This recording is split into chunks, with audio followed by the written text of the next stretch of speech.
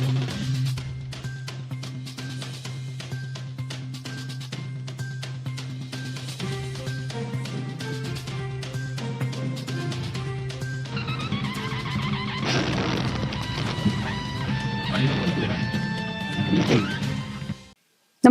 आपण पाहता Hirkani news. Hirkani news प्रत्येक क्षण ताज्या घडामोडी आणि महत्त्वाच्या प्रत्येक बातमीसाठी नेहमीच. सिंगनहळ्ळीत पतीकडून सासू मेहुण्यावर चाकू हल्ला.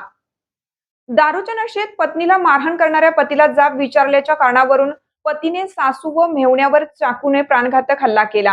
ही घटना सिंगनहळ्ळी तालुका जत येथे घडली.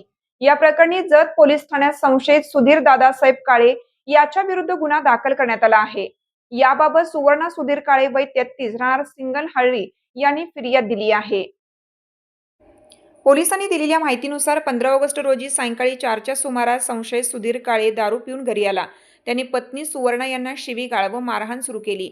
त्यामुळे त्यांनी आई भामाबाई हिवरे आणि भाऊ धुळदेव हिवरे यांना बोलावून घेतले. माझ्या बहिणीला मारहाण का करता असा जाब विचारल्याचा राग धरून सुधीरने घरातील चाकूने मेहुणे धुळदेव यांच्या कपाळावर वार केला.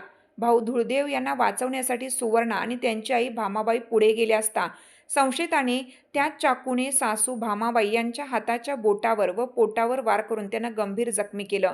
तसेच शिवीगाळ करून जीवे मारण्याची धमकी दिली. या घटनेचा पुढील तपास जत पोलीस करीत आहेत.